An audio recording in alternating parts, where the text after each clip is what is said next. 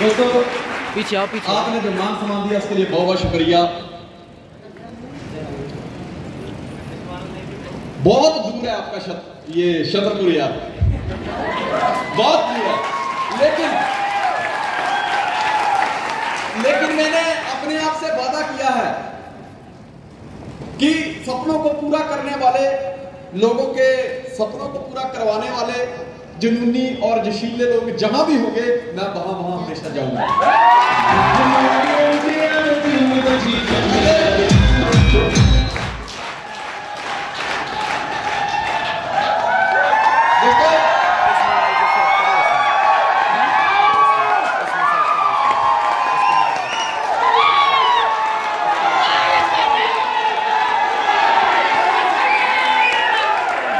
दोस्त I love you all. I love you all.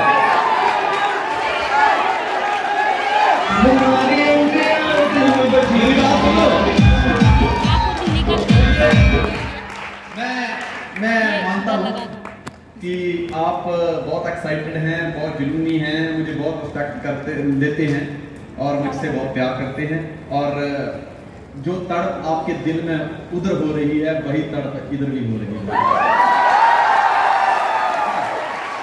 मुझे लगता है कि जैसे देव सर ने बताया कि बड़े टाइम के बाद मुझे यहाँ बुलाया गया, मतलब मेरा आना हुआ। आप तो चाहते थे कि मैं जल्दी आऊँ, पर टीम बहुत बड़ी है तो नहीं आ पाता हूँ। मुझे लगता है हमें एक एक मिनट का फायदा लेना चाहिए। बात को अंडरस्टैंड कर रहे हैं? सफलता वहां पे मिलती है जहां पे डिसिप्लिन होता है। आप देख लीजिए, रिस्पेक्ट भी उसी को मिलती है जिसके पास डिसिप्लिन होता है। जहां डिसिप्लिन नहीं होता वहां सक्सेस दूर दूर तक दिखाई नहीं देती। समझे? तो आप सब वेल डिसिप्लिन लोग हैं, बड़े सुंदर हैं। आपने जो मान सम्मान दिया है उसके लिए बहुत बहुत शुक्रिया। आप बैठ जाइए, जितना पूछूं उतना जवाब देते रहिए। क्या आप एक्साइटेड हैं? बस ये है वेल डिसिप्लिन। कहते होते हैं जिनमें हौसले मिलते हैं उनको रास्ते, होते हैं जिनमें हौसले मिलते हैं उनको रास्ते। ये MYL नहीं है मेरे दोस्तों, कुछ दिनों के वास्ते। और राजा छत्रसाल की ये महान धरती छतरपुर में आज मुझे आप सब जुनूनी लोगों के साथ मिलकर बहुत ही अच्छा लग रहा है। मैंने पूरे हिंदुस्तान में सेमिनार लगाए, बहुत जगह पे गया, लेकिन आज यहां पर आकर आप लोगों के बीच में ऐसा फील हो रहा है कि जैसे मेरे सामने 500 नहीं 5000 लोग बैठे हुए हैं। मेरे बारे में कितने लोग जानते हैं? Very good. मेरे बारे में कितने लोग नहीं जानते? तकरीबन सब लोग जानते हैं। तो फिर इतना पैसा खर्चा करके टाइम वेस्ट करने की जरूरत क्या है? क्या फिर टाइम और पैसा खर्च करना चाहिए था? क्यों? जब सब लोग जानते हैं तो मुझे बताने की जरूरत नहीं है, लेकिन मेरी आदत है, मैं बताता हूं तो मैं आदत से मजबूर हूं। नाम Sanjay Dhiman, by profession I was diesel mechanic. दोस्तों यहाँ पे बहुत सारे लोग आए, मिश्रा साहब आए, शाहिद जी आए, क्या नाम इनका, रश्मि जी आए, फिर फारूक साहब हैं जिन्होंने आज गोष्ठी की, और बहुत सारे लड़के लड़कियां आए जिन्होंने सपनों की बात करी कि मैं ये सपना पूरा करना चाहता हूं और ये सपना पूरा कर चुका हूं। ये बात तो तय है कि जिस इंसान के पास सपने ही नहीं होते, समझिए वो इंसान ही नहीं होता। सपने खत्म, जिंदगी खत्म। क्या आप इस बात से सहमत हैं? दोस्तों जब उम्र 16.5 साल की थी तब अपने घर से निकला था। मेरे पास अपने कपड़े बाहर लेकर जाने, मतलब उसके लिए सूटकेस नहीं था, कपड़ों को लेकर जाने के लिए सूटकेस नहीं था। मैंने अपने कपड़े एक थैले में डालकर घर से निकला था। शायद लोगों को ये लग रहा था कि इसने कपड़े डाले हैं, लेकिन दोस्त उसमें मैं अपने सपने लेकर घूम रहा था।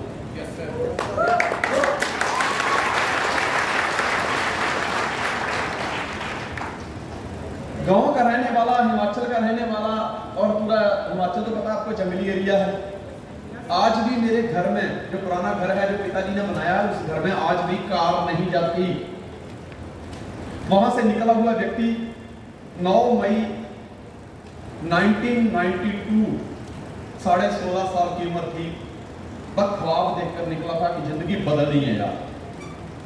मेरी ये जो यात्रा है, जो मैं घर से निकला हूं, सिर्फ रोटी के लिए नहीं निकला हूं, मुझे जिंदगी में चोटी तक पहुंचना है। और दोस्त, शुरुआत की थी जिंदगी बनाने की, शुरुआत की थी एक वर्कशॉप से। वर्कशॉप में 12 साल काम किया, 5 साल काम सीखा, 7 साल खुद की वर्कशॉप की। कहते हर इंसान की कामयाबी के पीछे एक औरत का हाथ होता है, और हर फ्लॉप इंसान के पीछे 2 औरतों का हाथ होता है।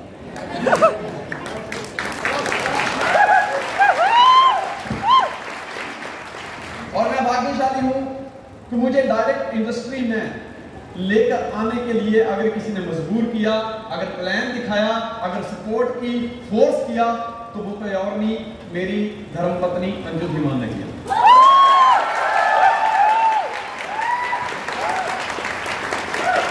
दोस्तों, थैंक यू वेरी मच। मैं अपनी इस जिंदगी के तजुर्बे से एक बात तो जानता हूं कि स्त्री और मिस्त्री इन दोनों से पंगा नहीं लेने का। ये मिस्त्री चाहे तो आपके मकान का नक्शा बदल सकता है, और स्त्री चाहे तो आपकी जिंदगी का नक्शा बदल सकती है। दोस्त, डिसीजन लिया, शुरुआत कर दी, मार्केट में गया। मैंने सोचा था जैसे ही जाऊंगा लोगों को प्लान करूंगा, लोग जुड़ जाएंगे। लेकिन मैंने एक चीज सीखी कि मार्केट में लोग नेगेटिव पहले बोलते हैं, पॉजिटिव कम सोचते हैं। पॉजिटिव ना सोचने की वजह है कि जो वो आहार खा रहे ना, वो शुद्ध नहीं है, पौष्टिक नहीं है, इसलिए विचार भी पॉजिटिव नहीं है। जब इंसान एक माहौल में रहता है, एक सोसाइटी में रहता है, तो वहां पे सारे लोग अगर नेगेटिव हैं तो वो बंदा भी नेगेटिव ही बोलने लगता है। बड़ी मुश्किल से इंसान को पॉजिटिव करना पड़ता है, और मैं परमात्मा का शुक्रिया अदा करता हूं कि पॉजिटिव करने का काम भगवान ने मुझे सौंपा हुआ है।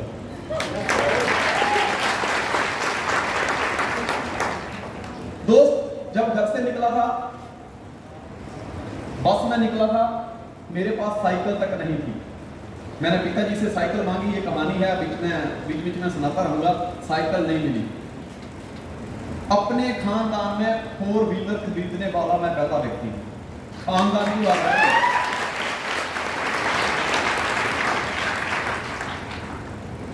27 अगस्त सन 2004 मेरी पहली कार आई थी। मुझे आज भी पता है कि जिस दिन कार आई थी दोस्त, रात को नींद नहीं आई। लोगों के लिए वो कार थी, लेकिन मेरे लिए हाहाकार थी। नींद नहीं आई थी। मैं रात को उठ के देख रहा था। दोस्त, मैं करीब सुबह 4 बजे उठ के वापस गया, और रुमाल निकाल कर ऐसे कार को ऐसे कपड़ा मारा ऐसा, और फिर कपड़ा मारते मारते जब खुद को पसीना आ रहा है तो उसी से मैं मुंह पोंछ रहा हूँ, फिर ऐसे कर रहा हूँ। मैं जैसे ही रूम में गया, मैडम मेरे को मुंह में काला काला क्या लगा है? मैं कुछ नहीं, नाम क्या? उसी रुमाल से वापस पोंछ रहा हूँ। कहती रुमाल ही काला है। मैं कहा गाड़ी साफ कर रहा हूँ। कहते यार हद हो गई आपकी। मैंने सोचा कि गाड़ी लेके आए हैं, हम आराम से सोएंगे और आजू बाजू वालों में धुआं निकलेगा, वो उठ के जागेंगे, लेकिन यहाँ तो उल्टा ही हो रहा है। उनके साथ साथ आपको भी नींद नहीं आ रही।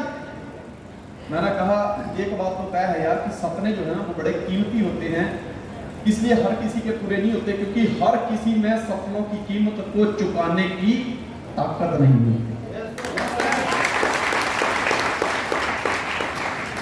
दोस्तों, पहली कार खरीदी, उसके बाद मैं 17 सितंबर 2006 को अपनी टीम के साथ थाईलैंड गया पहली बार। जब मैं थाईलैंड गया तो बहुत खुश था। थाईलैंड जाने के बाद जब गांव में गया तो मेरे रिश्तेदार आए, मेरे गले में हार पहनाए। मेरी पीठ थपथपाई, मुझे शाबाशी दी कि बेटा इस खानदान में पहला एक ऐसा व्यक्ति है जो विदेश में खर्चा करने के लिए गया, वरना तो लोग यहाँ जमीन गिरवी रख के लोन लेते हैं और विदेश में कमाने के लिए जाते हैं। दोस्त बड़ी खुशी फील हुई, बड़ा प्राउड फील हुआ। उसके बाद मैंने दूसरी कार खरीदी, फिर तीसरी कार खरीदी और आज मेरे पास दोस्तों Mercedes Benz GLA 200 D sport car है। वाह! सपने पूरे होते हैं अगर आपको विश्वास हो खुद के ऊपर, जो काम कर रहे हो उस काम के ऊपर अगर आपको विश्वास हो, जिस व्यक्ति के साथ काम कर रहे हो अगर उस व्यक्ति के ऊपर विश्वास हो, जिन लोगों को ट्रेन कर रहे हो अगर उन लोगों के ऊपर विश्वास हो, और सबसे बड़ा विश्वास खुद के ऊपर विश्वास हो, तो दो सपने जरूर पूरे होंगे। विश्वास होना चाहिए। मैं आपसे सवाल पूछता हूं, क्या आपको विश्वास है? जिसको है वही बोले, जिसको नहीं है ना बोले। विश्वास है? विश्वास है? विश्वास है? विश्वास है? तो दोस्तों मैं इस बात की गारंटी लेता हूं, अगर विश्वास है तो सपने भी अवश्य पूरे होंगे। आज हमारे घर के सामने कार खड़ी है, कल को आपके घर के सामने भी कार खड़ी है। अब तक हम विदेश गए हैं टीम को लेकर, आने वाले टाइम में जब विदेश जाएंगे तो इसी भीड़ में से जिन लोगों को विश्वास है कि यस मुझे जाना है और उस विश्वास के ऊपर विश्वास करके काम करेंगे, तो दोस्त अगली बार जब हम विदेश जाएंगे तो प्लेन में वो भी लोग हमारे साथ बैठे होंगे। दूसरा, मैं कई बार ना ट्रेनिंग में लगाता हूं तो बहुत आगे चला जाता हूं, पीछे क्या याद नहीं रहता। मैं आपको एक चीज बता दूं, आपकी जो ग्रेट अपलाइन मिस्टर देव कुंदन जी हैं, 20 साल हो गए मुझे इस इंडस्ट्री में, कई लोग कई तरह के लोग मुझे मिले, लेकिन ये जो व्यक्ति आपकी ग्रेट अपलाइन में आते हैं ये रियल में ही एक ग्रेट पर्सनालिटी हैं। आप लोगों के लिए हमेशा 24 आवर अवेलेबल रहते हैं, आपके बारे में सोचते हैं। इनके पास जब भी प्लानिंग होती है, सर टीम को यहां लेके जाना है, सर टीम को कार दिलानी है, सर टीम का ये वाला टारगेट अचीव कराना है, सर टीम को वहां लेके जाना है, सर टीम की आज ये ट्रेनिंग लगानी है। हमेशा एक ही चीज होती है, team team team team team. मैं आपको एक चीज बता दूं, आज मैं जो बातें बताने जा रहा हूं उन बातों का आपके ऊपर कितना असर होता है मुझे नहीं पता, लेकिन आपकी जो ग्रेट अपलाइन की जो हैबिट है, आपकी ग्रेट अपलाइन जो कहती है, मैं इस बात का आपको आश्वासन देता हूं कि सिर्फ उतनी बातें भी अगर आप मान के काम करोगे दोस्त, अगले 5 साल में, हमारी तो पहले 5 साल में मारुति की गाड़ी ही आई, लेकिन अगले 5 साल में आपके घर के सामने मर्सिडीज बेंज, ऑडी और BMW खड़ी होगी। yes!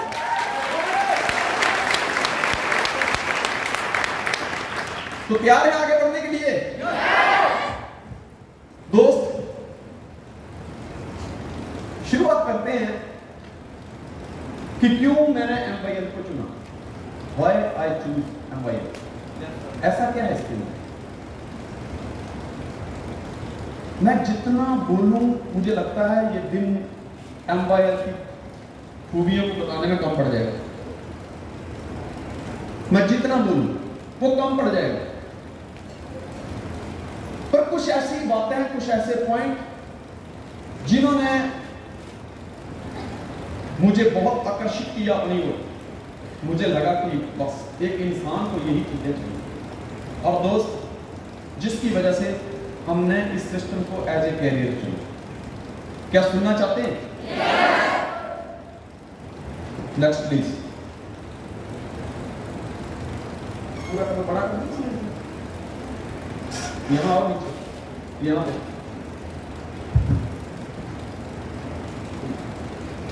पॉइंट आपके सामने है। सबसे पहला और खूबसूरत रीजन, प्रोडक्ट ऑर्गेनिक है। ऑर्गेनिक प्रोडक्ट है, कोई केमिकल मिक्स नहीं है। जैसे कि अभी आपने कुछ समय पहले देखा कि इंसान जिंदगी के साथ लड़ रहा था कि कैसे भी करके मैं जिंदा रहूं, मुंह पे मास्क पहन के घूम रहा था क्योंकि वातावरण शुद्ध नहीं है। बाहर से सब्जियां लेके आ रहा था, तो उसको धोने के लिए बहुत सारी दवाइयों का इस्तेमाल कर रहा था, क्योंकि उसको पता था कि सब्जी भी शुद्ध नहीं है। तो दोस्त एक चीज तय है कि अगर जिंदा रहना है, हर इंसान की इच्छा होती है कि मैं अपनी पूरी जिंदगी जी के जाऊं और मेरी लंबी उम्र हो। हर कोई दुआ देता है, जा मेरी लंबी उम्र हो। पर दोस्त आज आप देख रहे हैं कि लंबा जीने के लिए इंसान के पास 3 चीजों का शुद्ध होना जरूरी है। हवा, दूसरा पानी और तीसरा भोजन। और तीनों ही चीजें अशुद्ध हैं। अगर हवा साफ होती तो मुंह पे मास्क क्यों पहनना पड़ता? पहली बात। दूसरी बात, आज हम मार्केट में जाते हैं, कहीं होटल में, अगर आलतू फालतू होटल में जहां सफाई नहीं है, खाना खा लिया तो फूड पॉइजनिंग हो जाती है, मतलब खाना ही हमारे को परेशान करने लग जाता है। तीसरी बात, पानी चाहिए। अगर पानी शुद्ध होता तो आरओ वाला लाखों करोड़ों का टर्नओवर नहीं करता। पहले के जमाने में, आज से 30-35 साल पहले पीछे चले जाओ, तो हम लोग नल का, नाले का, कुएं का पानी ऐसे आराम से पी लेते थे। ये आरओ वारो क्या होता है किसी को कुछ पता नहीं था, ये फिल्टर क्या होता है किसी को कुछ पता नहीं। लेकिन आज के जमाने में जिंदा रहना है तो आपको ऑर्गेनिक प्रोडक्ट का इस्तेमाल करना पड़ेगा। पैसा कमा के करोगे क्या अगर जिंदगी नहीं बची तो सबसे बड़ी फाइट, अगर सबसे बड़ा कोई सपना है, ड्रीम है, तो मैं कहता हूं कार से भी बड़ा सपना देखिए कि मुझे फिट रहना है। बात खत्म। कहते हैं पहला सुख निरोगी काया, दूसरा सुख घर में माया, तीसरा सुख सुपात्र नारी, चौथा सुख पुत्र अधिकारी, पांचवा सुख समाज में बाता और छठा सुख राज में टाका। ये 6 सुख हैं इस जिंदगी के, पर इन 6 सुखों में छठा बाद में आता है, दूसरा भी बाद में आता है, तीसरा बाद में आता है, चौथा, पांचवा, छठा, लेकिन सबसे पहला सुख जो है वो है निरोगी काया। ये सबसे बड़ा ड्रीम होना चाहिए। अगर ड्रीम ही कोई बनाना है तो इसको अपना ड्रीम बनाइए। एक मैं आपको बताऊं, हम लोग जब घर बनाते हैं, बंगला बनाते हैं ना, तो उसमें महंगी टाइलें लगा देते हैं, बहुत महंगा सा बेड होता है, एसी लगाते हैं, अच्छी कंपनी का ब्रांडेड एसी चाहिए। लेकिन जिंदगी की अगर ऐसी तैसी हुई है तो इस एसी में रह के करोगे क्या? राइट, क्या करोगे? राइट। दोस्तों रियल मायने में असली घर वो नहीं है जो एक पत्थर से बना हुआ है। असली घर तो ये है जिसमें हमें 24 घंटे रहना है। अगर यहां सुकून नहीं है, अंदर से सुकून नहीं है, टांगें दर्द कर रही हैं, सांसें फूल रही हैं, उठा नहीं जा रहा, हाय हाय कहां मर गए, हाय ये चल रहा है, तो इस जिंदगी में चाहे जिस मर्जी महल में रह लो, कोई काम करना। और ये एक सबसे बड़ी खूबसूरती है एम्पायर की कि प्रोडक्ट ऑर्गेनिक हैं। दूसरी सबसे बड़ी खूबसूरती है कि प्रोडक्ट के दाम वाजिब हैं। 120 रुपए की, मात्र 120 रुपए की टूथपेस्ट आती है। उस टूथपेस्ट के जो गुण हैं वो इतने ज्यादा हैं, आप उसका इस्तेमाल करके देखिए, उसमें कभी गैप मत डालिए। जैसे खाने में हम गैप नहीं डालते ना, सुबह उठते सबसे पहला काम हमारा ब्रशिंग कर, यही होता है ना, इसको रेगुलर इस्तेमाल करिए। बिजनेस हो चाहे एक लाइफ हो, दोस्त अगर इसमें ईमानदारी नहीं है, बाकी सब कुछ है लेकिन ईमानदारी नहीं है, तो समझ लीजिए कि दोनों ही चीजें सक्सेस नहीं है। हस्बैंड वाइफ का जो रिश्ता होता है उसमें एक ईमानदारी होती है, ईमानदारी। अगर उसमें ईमानदारी नहीं है तो क्या वो रिश्ता चलेगा? वैसे ही एक इंसान का और एक बिजनेसमैन का, उसके बिजनेस के साथ जो रिश्ता, जो बॉन्डिंग है, उसको सबसे बड़ी जो बॉन्डिंग है वो है ईमानदारी की। अगर उसमें ईमानदारी नहीं है तो दोस्त आज नहीं तो कल वो बिजनेस उसको उतना नहीं देगा जितना कि उसने लिस्ट में ऐड करके रखा कि इतना चाहिए। ईमानदारी क्या होती है? आप अपने घर पे जाते हो,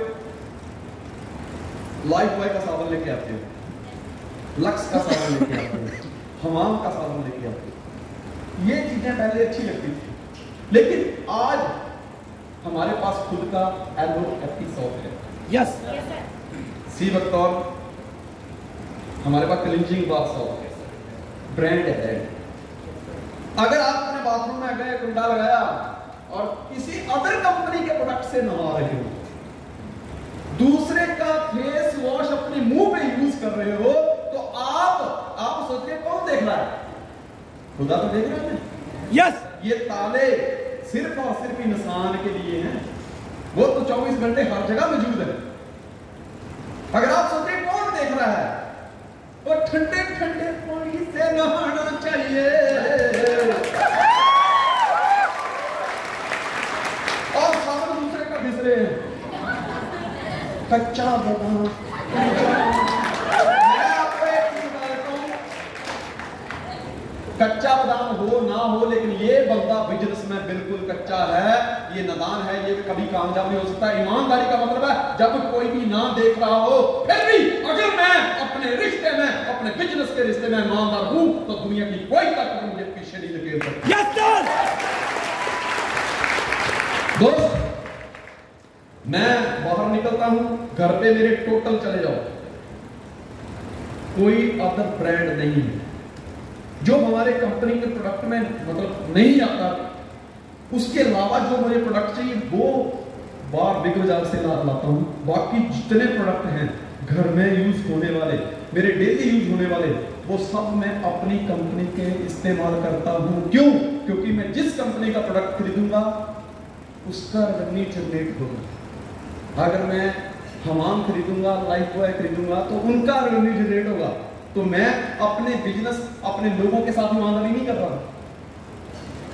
रोटी मेरी, घर मेरा, गाड़ी की किस्त मेरी, कोई दूसरी कंपनी चला रही है, लेकिन अमीर मैं किसी दूसरी को कर रहा हूं। मुझे बताओ ये ईमानदारी है या बेईमानी? बेईमानी। एक चीज अपने दिल में बैठा लीजिए कि अगर मैं अपने बिजनेस के प्रति, अपनी टीम के प्रति, अगर अपने वचनों के प्रति ईमानदार नहीं हूं, तो मुझे जिंदगी में वो कभी नहीं मिलेगा जो मुझे चाहिए। ये चीज को आप आज टैगलाइन बना। Yes sir. उस समय आपको कोई देख नहीं रहा था। आज मैं आया हूं यहाँ पे, मेरी ट्रैवलिंग किट आप देखिए, नाइट फेस वॉश एम्पायर का, डे फेस वॉश एम्पायर का, बाथ सॉप एम्पायर का। मेरे बाल अगर ऐसे खिल रहे हैं चलेगा, लेकिन तेल तो मैं एम्पायर का ही लगाऊंगा। तेल क्यों लगाऊंगा? बात तो समझो, इसको होते ईमानदारी। बात आ रही है कि प्रोडक्ट के दाम वाजिब हैं। हर आदमी को अच्छा चाहिए। दुबई वाले पता क्या बोलते हैं? अच्छा हो और दाम बराबर। अमेरिका वाले क्या बोलते हैं? दाम चाहे जो मर्जी हो पर प्रोडक्ट अच्छा चाहिए। जापान वाले बोलते हैं प्रोडक्ट अच्छा भी हो, दाम भी अच्छा हो। इंडिया वाले क्या बोलते हैं? प्रोडक्ट अच्छा हो, दाम कम हो, भैया एम्पायर ज्वाइन कर लो।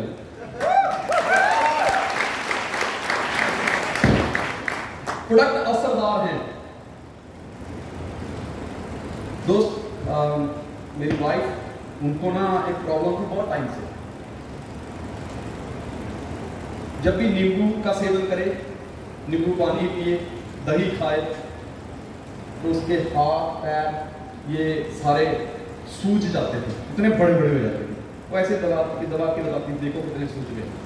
चप्पल से बाहर से ना पैर अलग से दिखते थे, एक्स्ट्रा मतलब कुछ लगाया हुआ है। बहुत सारे डॉक्टरों को बताया, मैंने किडनी तक का भी मतलब एक्स्ट्रा लिया कि कहीं किडनी में प्रॉब्लम तो नहीं है, सोजस शरीर में ऐसे नहीं आती, क्या कारण हो सकता। जब किसी ने बोला यार कोई एलर्जी होगी, कोई चीज से होगा, ऐसा होगा। मुझे लगा, मैं कई दिनों से इसके ऊपर सर्च कर रहा था, तो एक अंकल को मैंने बताया, वो नर्स देखते हैं वैद में। मैंने उनको बोला कि जब भी ये नींबू खाती है ना और दही खाती है, इसमें ये सूजन होती है, कहते मत खाओ। मैं क्या, हाँ यार ये बात नहीं सही, जब इसके पास कोई इलाज है नहीं तो जो चीज खराब लगती है उसको छोड़ देना चाहिए। लेकिन दोस्त, मैं थैंक्स करता हूं 8 AM का। वाह,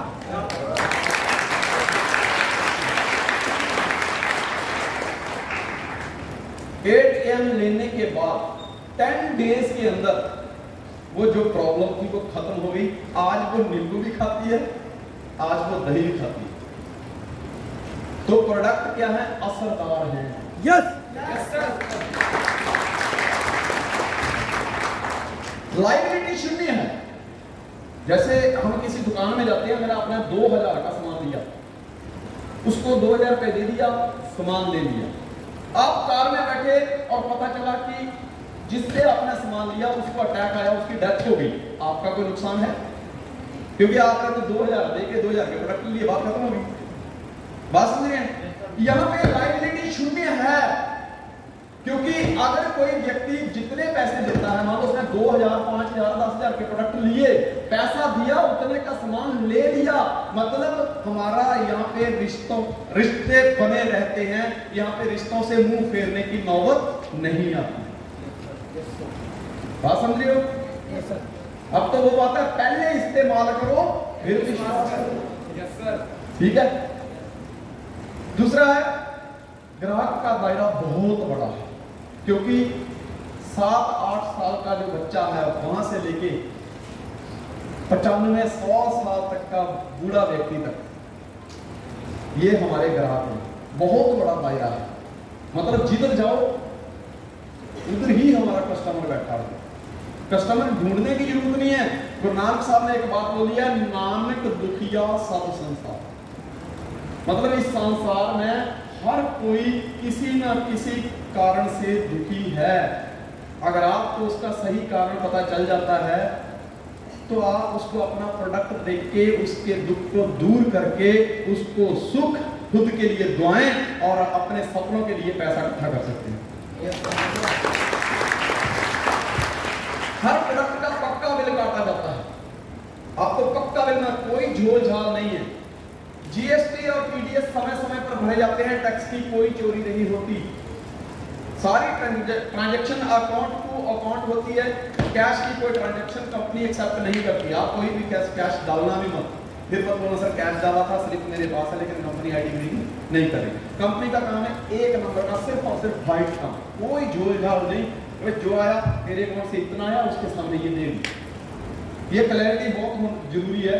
इनकम के बहुत सारे स्रोत हैं, एक टाइप से इनकम नहीं है। आपके लिए बहुत सारे स्रोत यहाँ पे हैं। पेड इनकम है, डीआरबी है, फिर डायरेक्ट रेफरेंस इनकम है, फिर क्या बोलते हैं उसको, रिटेल बोनस मिलता है। ठीक है।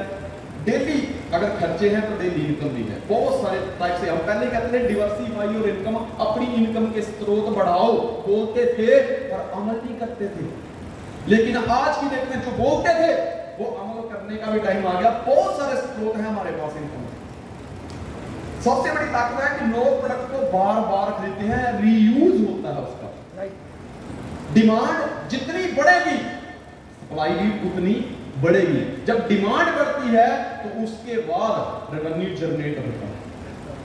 बहुत सारे ऐसे लाइफ में मैंने देखा, कुछ ऐसी चीजें होती हैं जो रीयूज नहीं होती, जो रिसाइकलिंग में नहीं आती।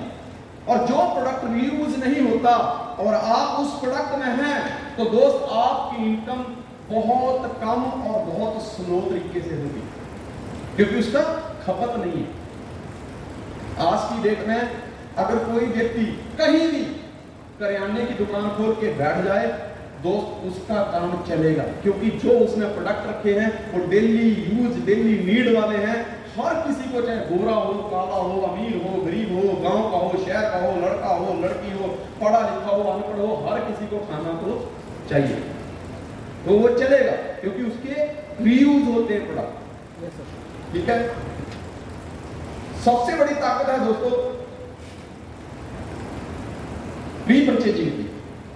रीपरचेजिंग करते हैं लोग, क्योंकि जब मैंने एक साबुन खरीदा वो खत्म हो गया, दोबारा फिर मैंने खरीदा, तो एक ही प्रोडक्ट का मैंने दोबारा पैसा दिया। राइट। और अब तक यही तो करता है हूं। लेकिन एक चीज अंडरस्टैंड करो, ये मेरे लिए पावर क्यों बन गई। पहले एक दुकानदार के पास जाता था, मैं साबुन लेता था, फिर अगले हफ्ते जाके साबुन लेता था, फिर अगले हफ्ते जाके साबुन लेता था। मैंने एक ही प्रोडक्ट कई वर्षों से खरीदता आ रहा हूं, लेकिन उस प्रोडक्ट के ऊपर मुझे कोई डिस्काउंट नहीं मिला, कोई पैसा नहीं मिला, ना ही वो प्रोडक्ट खरीदने से मेरी कार आई, ना कोई वर्ल्ड टूर मिला।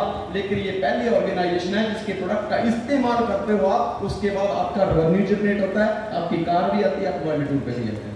यस।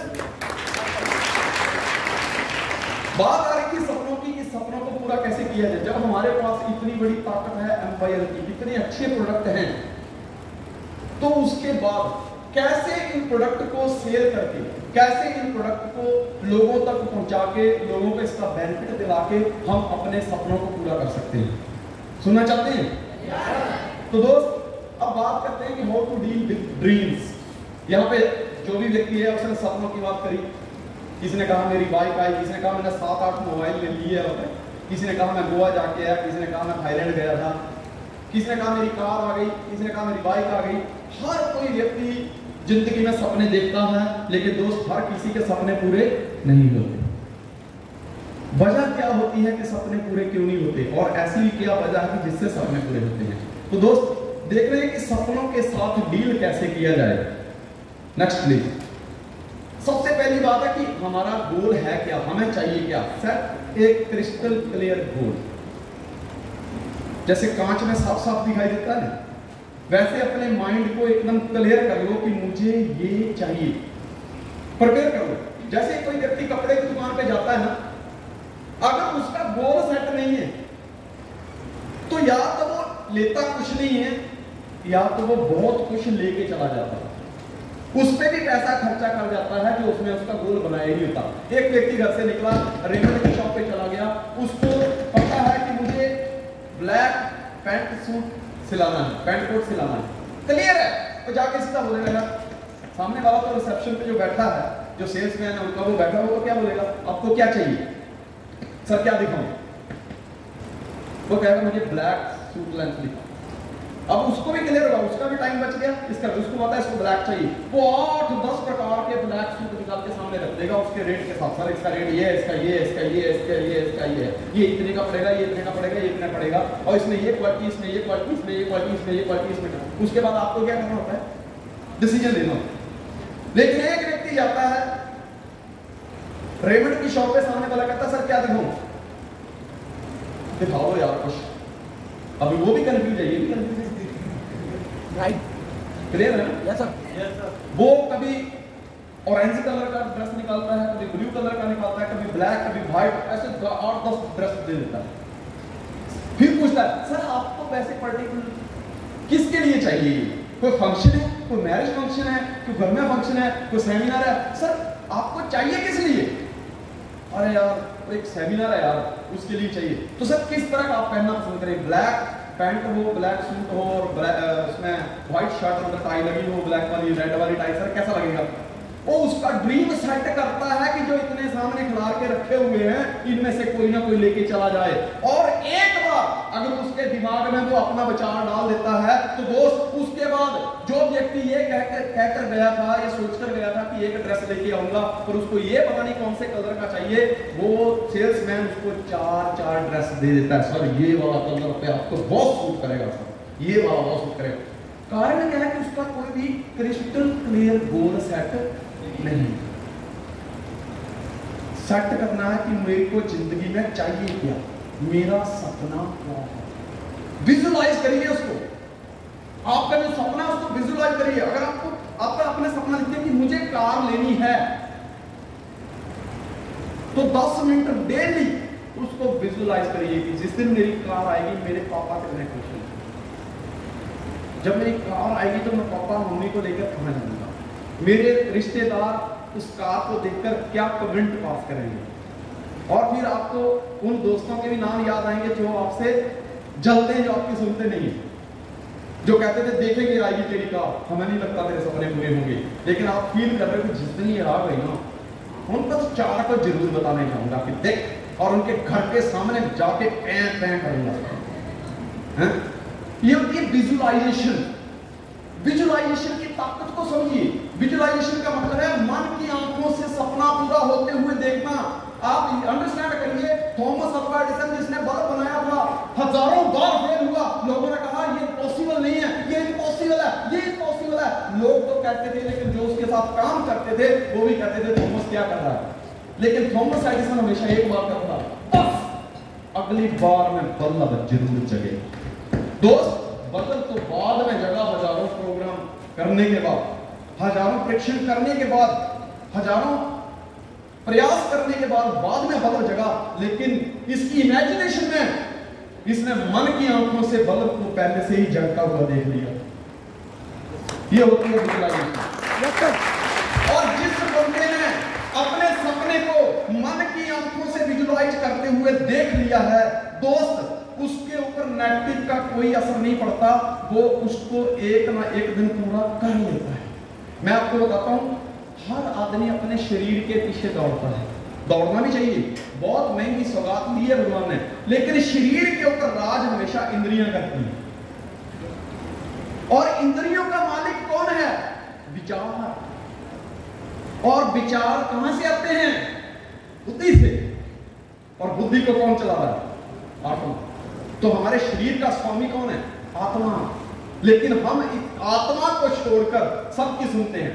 बुद्धि जो है वो हमारे शरीर के लिए एक नौकर बनाई थी कि तू शरीर को जो जो चाहिए वो विचार पैदा करना, उन विचारों से इंद्रियों को संदेश देना, ताकि इंद्रियां शरीर के लिए वही लेके डिमांड करें जिनसे शरीर तंदुरुस्त रहे। लेकिन आत्मा की हम सुनते नहीं, और बुद्धि जिसको नौकर बना के भेजा था वो मालिक बन चुकी है।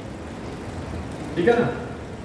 मालिक ही सही। मैं तो कहता हूं एक बार इंद्रिय पूर्ति करने से ऊपर उठो, उससे ऊपर विचारों को शुद्ध करो। विचार बुद्धि से शुद्ध होते हैं, और ये जो सपने हैं इनको बुद्धि के साथ कनेक्टेड करते हैं। ये मेरे ड्रीम हैं, ये मेरे सपने हैं, ये मुझे पूरे करने हैं। मन के साथ जब आप उसको कनेक्टेड कर देते हो दोस्त, ये सबसे बड़ा दुश्मन भी है, सबसे बड़ा दोस्त भी है। जिस दिन आप सोच लेते हो कि मुझे ये करना है, इससे पॉजिटिव काम लेने शुरू कर देते हो, वो होने शुरू हो जाता है। कहते what ever the mind of man can conceive and believe he can achieve. इंसान का दिमाग जो सोचता है और जिसके ऊपर वो विश्वास करता है, एक दिन उसको हासिल जरूर कर लेता है। यस। विजुअलाइज कीजिए इसको। आज आपने इस हॉल में आकर देखा है कि ऐसी स्टेज है, एसी लगा है, झूमर लगे हुए हैं, एलईडी लगी है, लेकिन दोस्त मैंने तो इस चीज को यस्टरडे में ही विजुअलाइज कर लिया था। रात को जब मैं आया था यहाँ पे तो 7:30 बजे मैं इस हॉल में आया था, 7:30-8 बजे इस हॉल में आया था। मैंने स्टेज को टच किया, कुर्सी पे बैठ के देखा, स्टेज पर आया, फील किया। मैं कहा कल मेरे सामने दुनिया के आने वाले टाइम के करोड़पति बैठे होंगे, संजय दिनों यहाँ पे खड़ा होगा, लोग सुनकर अपनी जिंदगी बदल के दुनिया में तफला खड़ा करने वाले हैं।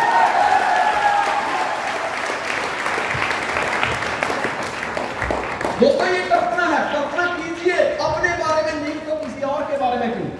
अगर आप अपने बारे में कल्पना नहीं कर सकते तो कुछ नहीं हो सकता। दोस्त आप देखते हैं, जिस इंसान ने ये सोचा था कि चक्कुओं के बिना भी बोट चलेगी, लोगों ने उस इंसान का कितना बड़ा मजाक उड़ाया होगा, क्योंकि उसने तो सिर्फ विजुअलाइज किया था। अक्सर होता क्या, लोगों के दिमाग में यही चलता है, चक्कू मारेंगे तो बोट आगे जाएगी, लेकिन गोवा कौन कौन जाके आया? आपने देखा वहां बिना चक्कों के बोट चल रही थी ना। दोस्त ये किसी ना किसी की कल्पना ही थी, ये सपना ही था कि ऐसा होगा। ये हॉल भी किसी का सपना था कि ऐसा हॉल बनाऊंगा, ऐसे सेंट्रल एसी लगाऊंगा, इस तरह लोग बैठे होंगे और अपनी जिंदगियों को बदलने की बातें करेंगे, अपने सपनों को रिकॉग्नाइज करेंगे। यहाँ पे जो लोग आने वाले टाइम में अमीर बनने वाले हैं, उनकी सेलिब्रेशन होगी। आने वाले टाइम में जो दुनिया में राज करने वाले हैं, जिनके नाम का डंका बजने वाला है, उन लोगों को यहाँ सेलिब्रेट किया जाएगा। ऐसी स्टेज होगी। ये माइक भी किसी का सपना था, ये कैमरा भी किसी का सपना था, ये स्टैंड भी किसी का सपना था। दोस्त ये जो चेयर आप जिसके ऊपर बैठे हुए हैं, ये भी किसी का सपना था, किसी की कल्पना थी। और दोस्त ये डीजे भी किसी का कल्पना ही था।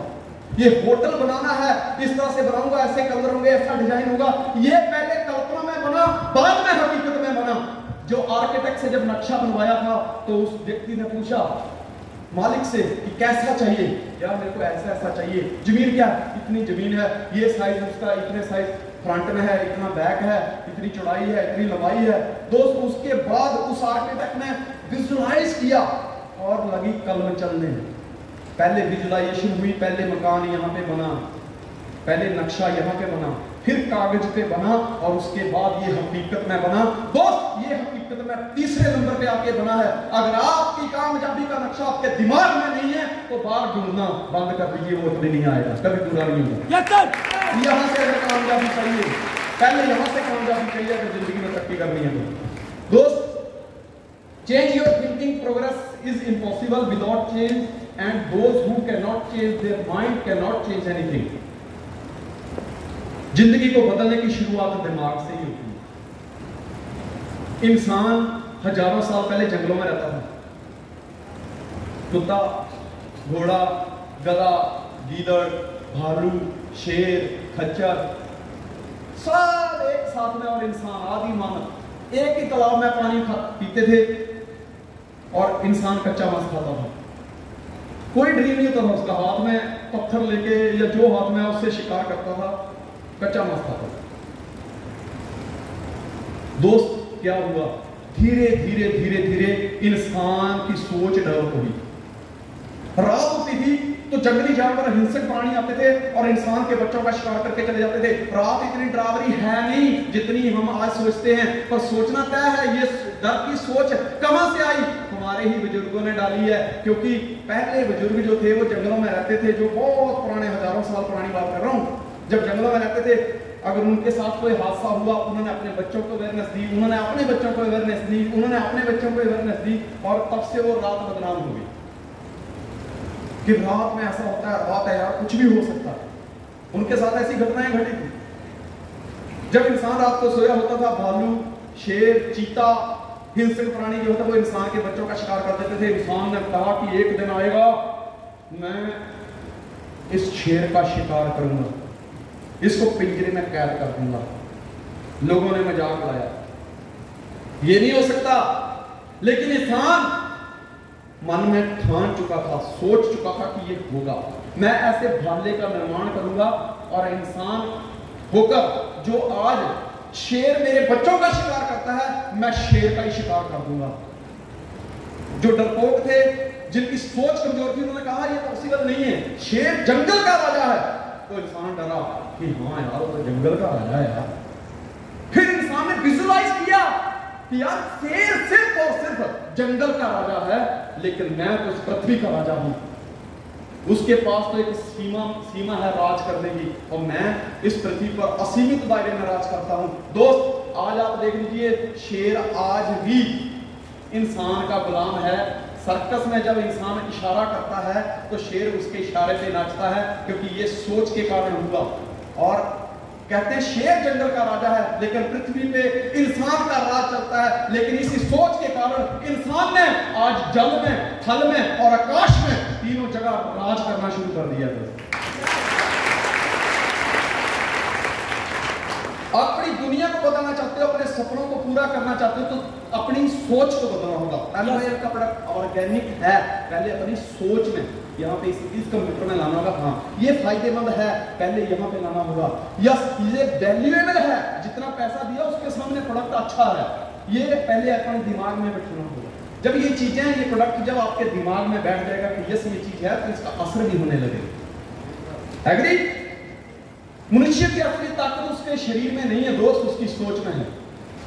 क्योंकि शारीरिक ताकत को मापा जा सकता है कि एक इंसान 20 किलो का वजन उठा लेता है, यार वो शारीरिक ताकत है। लेकिन एक इंसान अपने दिमाग से पूरी दुनिया को हिला सकता है, ये उसकी सोच है। सोच से ही फर्क पड़ता है।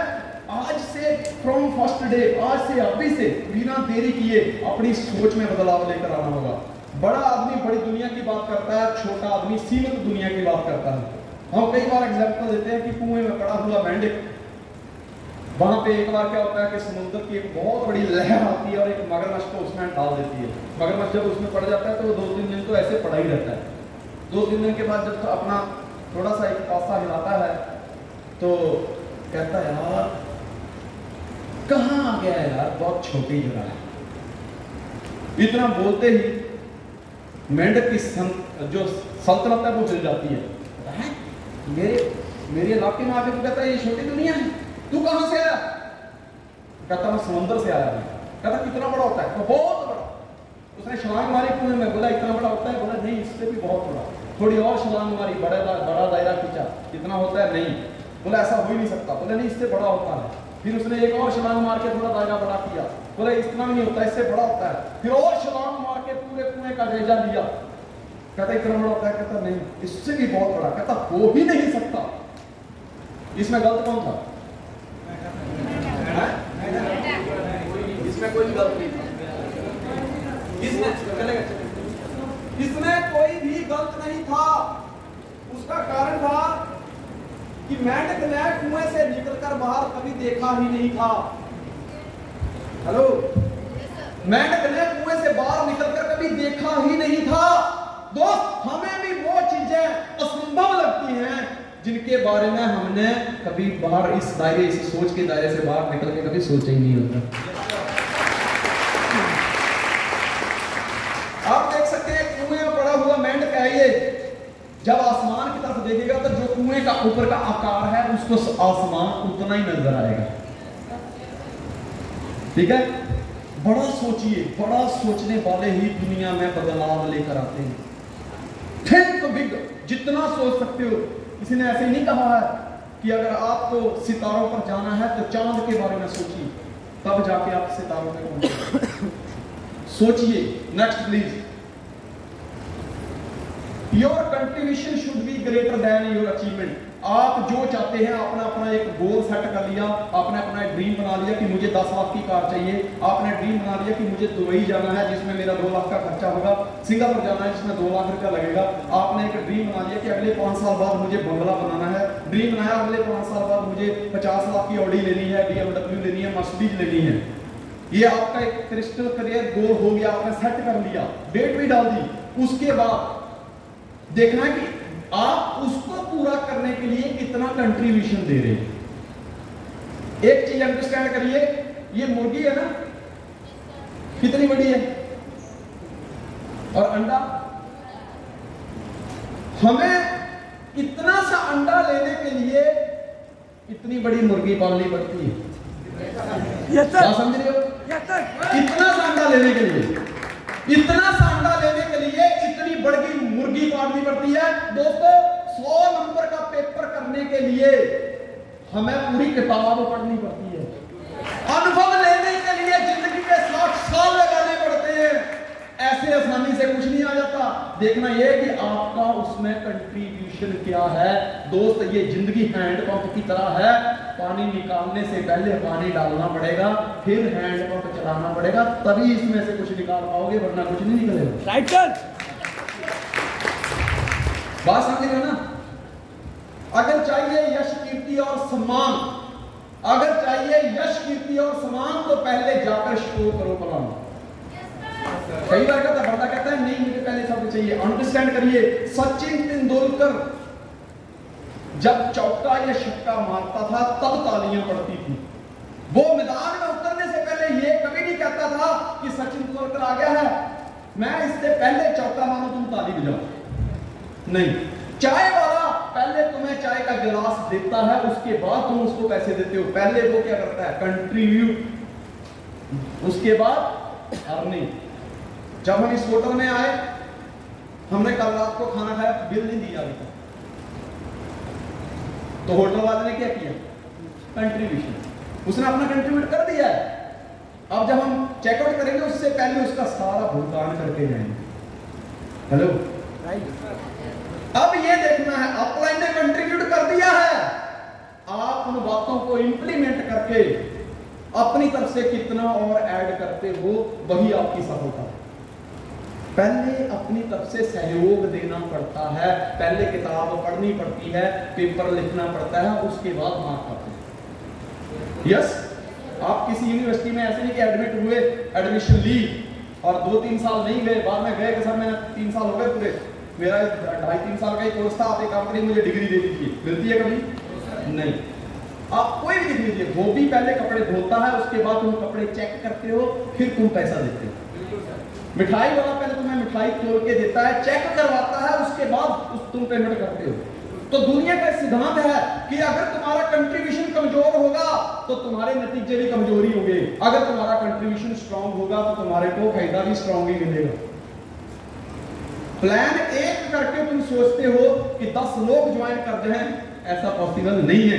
एक चीज अंडरस्टैंड करना, एक आदमी को ज्वाइन करना है, उसके लिए ये सोचो कि मुझे 10 प्लान करने हैं, क्योंकि छोटा सा अंडा हासिल करने के लिए बहुत बड़ी मुर्गी पालनी पड़ती है। रातों रात सक्सेस नहीं मिलती, बहुत कुछ करना पड़ता है। जो जैसा कंट्रीब्यूशन करेगा उसको वैसा फल मिलेगा। हनुमान की पूंछ में कपड़ा लपेटने वाला, कपड़ा लपेटने वाले, तेल घी डालने वाले और आग लगाने वाले बहुत थे,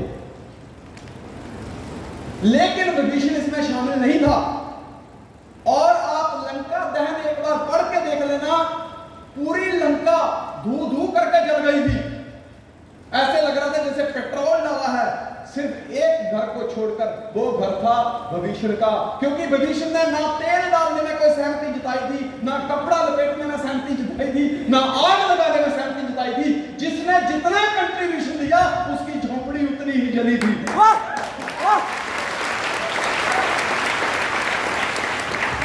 दोस्त, इन्होंने इसको दुखी करने में कंट्रीब्यूशन किया तो ज्यादा दुख मिला। उसकी पूंछ ही जलाई थी, उसने घर जला दिया।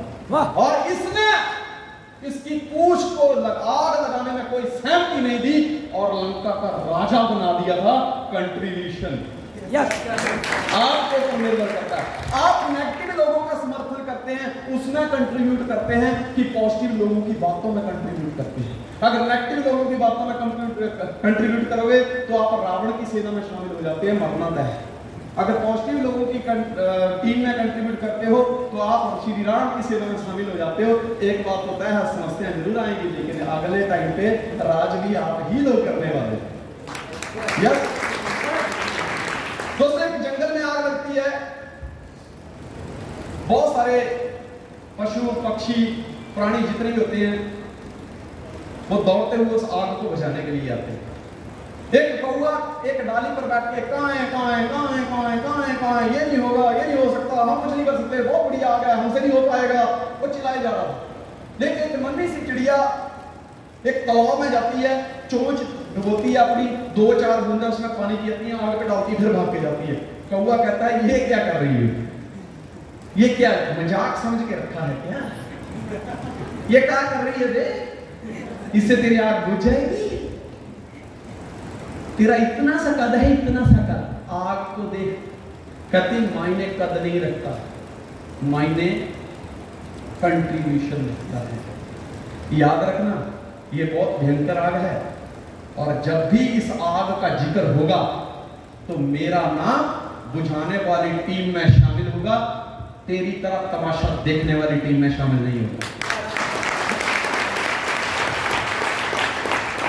यहां पे बहुत सारे लोग आए, किसी ने कहा गॉड ऑफ हेवन, मेरे गॉड, मेरे भगवान। भैया हम इंसान हैं, छोटे से इंसान हैं यार, इतना बड़ा मत बनाया कर। पर ये एक दूसरी बात है, लेकिन एक चीज सोचो, क्यों उन्होंने इतना बड़ा दर्जा दिया? कहीं ना कहीं अगर उस बंदे ने एक साइकिल भी खरीदी है ना, तो उसमें कहीं ना कहीं, मैं अगर फिजिकल तौर पे नहीं आया होगा तो भी मेरा किसी वीडियो के बड़ी जगह से ही, वजह से ही उसको कंट्रीब्यूट होगा, लेकिन होगा जरूर। यस। तो अगर आपका ड्रीम सेट है, अपना जो ड्रीम है उसको क्रिस्टल क्लियर एकदम साफ सुथरा लिखिए, डेट डाल दीजिए और उसके बाद कंट्रीब्यूशन देना शुरू करिए। Yes sir. रोज काम करने शुरू करिए।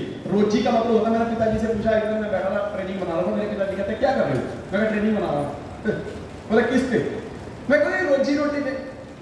मैं कहा आप क्या कहना चाहते हैं इसमें? मेरे पिताजी कहते हैं बस रोजी रोटी कमाने का एक ही सिद्धांत है, रोजी का मतलब होता है रोज रोज काम करो। मैं यार क्या बात बोल दी आपने यार, तो रोजी का मतलब ये रोज रोज काम करो, तो कभी भी रोजी में प्रॉब्लम नहीं आएगी।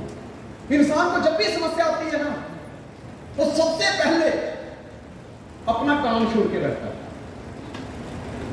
उसको ये पता नहीं है, इतना अभी भी सोच में फर्क नहीं है कि भैया इसी काम से मुझे इज्जत मिलेगी, इसी काम को करने में मेरी गाड़ी छुपी हुई है, मेरा बर्ड टूर है, मेरा बंगला, मेरे बच्चों का भविष्य, मेरी वाइफ का जो कीमती हार है वो इसी प्लान में छुपा हुआ है। लेकिन वो आराम से बैठ के किसी कोने में प्लान कर रहा होता है। नादान है। जिस माँ के पेट में पल रहा होता है, जब थोड़ी सी होश आती है तो उसी पेट में लात मारता है। बाहर निकलो, सोच को बदलो यार। आप अपने घर का नक्शा बदल सकते हो, टाइल बदल सकते हो, कपड़े बदल सकते हो, सब कुछ बदल सकते हो, लेकिन अगर आप अपनी सोच नहीं बदली तो समझ लो वो कोई बदलाव जो भी किया है वो परमानेंट नहीं है। परमानेंट बदलाव के लिए यहां से परमानेंट सोच को बदलना होगा। Next, intention. सपना लिख दिया, कंट्रीब्यूशन भी करने लगे, लेकिन उसके पीछे की वजह क्या है वो बहुत मायने रखती है। कोई भी काम को करने के पीछे एक वजह होती है। महाभारत हुई थी, वजह क्या थी? 5 गांव मांगे थे पांडवों ने, यार तुम बाकी सब रख लो, हमको 5 गांव दे दो। उन्होंने गांव नहीं दिए और एक वजह पकड़ ली कि द्रौपदी ने यह बोला है कि अंधे का पुत्र अंधा ही होता है। उस बात को पकड़ लिया और मन में एक चीज धारण कर ली कि 5 गांव की बात करते हो तुमको, तो हम 5 फुट जगह तक नहीं देंगे। नियत में खोट आ गया, जंगल में भटकाया, बहुत कुछ किया, जंगल से निकाल दिया और ऐसा एक ऊपर टर्म एंड कंडीशन लगा दी कि इतने साल का जो वनवास है उसमें कहीं भी अगर दिख गए तो वापिस उतने साल का वनवास फिर भोगना पड़ेगा। सही है। महाभारत हुई, पांडव कितने थे? कौरव कितने थे? 100। मुझे एक बात बताओ, 5 पांडवों का आप नाम ले सकते हैं? कौन कौन से थे? युधिष्ठिर, भीम, अर्जुन, नकुल, सहदेव। और उनके साथी जो थे वो कौन थे? श्री कृष्ण। अर्जुन का बेटा कौन था? अभिमन्यु। भीम का बेटा कौन था? घटोत्कच। याद है ना आपको? तो कौरवों का किसी का 5 का नाम दो, 5 कौरवों, तो 5 कौरवों के नाम बताओ। नहीं, क्यों? क्योंकि वो अधर्मी थे, वो पापी थे, वो नीच थे, वो कुकर्मी थे। उनका एक ही मकसद, हड़प लो, हड़प लो, हड़प लो, इसका भी हड़प लो, इसका भी हड़प लो। कोई उनको याद नहीं करता, कोई याद नहीं करता, क्योंकि नियत में खोट था, इंटेंशन गलत था। पांडवों का याद इसलिए किया जाता है, पांडवों का याद इसलिए किया जाता है कि वो धर्म की लड़ाई लड़ रहे थे, उनका इंटेंशन गलत नहीं था, वो अपने हक की लड़ाई लड़ रहे थे। और जो कौरव थे वो उनका भी हक छीनने की लड़ाई लड़ रहे थे। देख सकते हैं 5 ज्यादा है या 100 ज्यादा है, लेकिन 5 भारी पड़े उनके ऊपर, क्योंकि उनका इंटेंशन उनका सही था, उनकी वजह सही थी। कोई भी काम को करने के पीछे एक वजह होती है, एक इंटेंशन होता है कि भाई मैंने इस काम को क्यों करना है। अगर मेरा ये सपना है तो इस सपने के लिए मैंने मेरा इसको पूरा करने के पीछे इंटेंशन क्या है, इरादा क्या है। Yes, clear? कहता अच्छे काम करते समय हमारी नीयत अच्छी नहीं है तो परिणाम हमारे पक्ष में कभी नहीं हो सकते। सही है ना? तो इंटेंशन पकड़िए मेन कि आपने इस सिस्टम को क्यों चुना है। आपका इंटेंशन है, आपका इरादा है कि मेरी बहुत बड़ी टीम को, मेरी टीम को एक ईमानदार लीडरों में, ईमानदार लोगों की तरह देखा जाए, मेरी टीम को जुनूनी लोगों की तरह देखा जाए, हेल्पफुल देखा जाए, लोगों की मदद करने वाला देखा जाए। ये इंटेंशन होना चाहिए। हर व्यक्ति का इंटेंशन अगर ये है, मैं आपको एक बात की गारंटी देता हूं, आज मैं सेमिनार लगा रहा हूं, देव सेमिनार लगा रहे हैं, कभी फारूक जी शायद जी सेमिनार लगाते होंगे, रश्मि मैडम सेमिनार लगाती होंगी। अगर यहाँ पे बैठा हुआ हर बंदा हमारी तरह अगर सेमिनार लगाने लग जाए तो जो ग्रोथ आज छतरपुर की 100-200 लोगों की महीने की है, वही ग्रोथ मैं आपको गारंटी देता हूं 10-20 हजार लोगों की महीने की हो जाएगी। हर बंदा अगर अपना इंटेंशन, अपना इरादा क्लियर कर ले। Next please. जैसे इंटेंशन के ऊपर बहुत सारी चीजें आ जाती है, तो मैं शॉर्टकट में कि कई बार क्या होता है कि बंदा एक चीज सोचता है कि बस सेमिनार लगा के फंड इकट्ठा करना है और अपने मजे करेंगे, जलसे करेंगे, लेकिन एक बंदा ये सोचता है कि यार ये जो फंड आया है, इस फंड से मैं लोगों के जितने भी समस्याएं या वर्ल्ड टूर पे जाना है या गोवा जाना है तो उसको मैनेज करूंगा। हर बंदे का काम करने के पीछे का इंटेंशन ही उसको ये उसकी मंजिल तक लेके जाता है। जिस तरह का उसका इंटेंशन होगा वो उस रास्ते पे चलकर वहां पे पहुंच जाएगा। अपना इंटेंशन एकदम क्लियर करिए, हेल्पफुल नेचर रखिए, help others then you succeed, law of compensation. दुनिया में दोस्त लोगों की मदद करके ही आप शिखर तक पहुंच सकते हैं। अगर आपको मेहंदी लगाने का शौक है तो मैं कहता हूं एक दुकान खोल लीजिए और जिनको शौक है उनका शौक पूरा करना शुरू कर दीजिए, पैसे भी आएंगे और मुफ्त में आपके हाथ भी लाल हो जाएंगे। सिंपल सी बात। अगर आपको शौक है कि मुझे सपने पूरे करने हैं, मुझे गोवा जाना है, मुझे दुबई जाना है, मुझे घर बनाना है, मुझे दुनिया की सैर करनी है, तो ऐसे लोगों को पकड़ लीजिए जिनके ये सपने हैं पर उनके पास रास्ता नहीं है। आप ये रास्ता उनको दिखाइए और इस रास्ते से चलकर इन सपनों को कैसे पूरा करना है ये उनको बताइए। आपका काम भी हो जाएगा, उनका काम भी हो जाएगा। Yes. What action can I take today to help me move forward in my business and my life? What action can I take today? Understand, today. Today मतलब आज, अभी से. Today, not tomorrow, not yesterday, not June, July, August, September. No. Today 20 मई 2022 की बात हो रही है। मैं कल परसों या पिछले कल परसों की बात नहीं कर रहा, आने वाले महीनों की बात नहीं कर रहा हूं, आज की बात कर रहा हूं कि जो मैंने क्रिस्टल क्लियर गोल लिखा है उसको पूरा करने के लिए मैंने आज क्या किया। कहते बूंद बूंद से घड़ा भरता है, तो क्या उस सपने को पूरा करने के लिए जो मेरी मेहनत रूपी बूंद, जो मेरी प्लान रूपी बूंद, जो फॉलो रूपी बूंद डालनी थी, क्या मैंने वो डाली या नहीं जो आज डालनी थी? अगर आपको अंदर से आवाज आती है कि आज वाली बूंद नहीं डाली तो दोस्तों ये जो आपका ड्रीम रूपी पेड़ है वो सूख जाएगा, वो खत्म हो जाएगा। तो उसके लिए आपको वो मेहनत डालनी पड़ेगी, वो बूंद आज की डालनी पड़ेगी। सोने से पहले, खाना खाने से पहले एक बार सोचना कि जिस दिन के लिए मैं पैदा हुआ था, जो सपने के लिए मैंने बड़े बड़े ख्वाब देखे, मैंने ट्रेनिंग अटेंड करी थी, खाना खाने से पहले सोचना कि क्या आज मैं खाना तो खा रहा हूं लेकिन अपने सपने को खाना खिलाया कि नहीं खिलाया?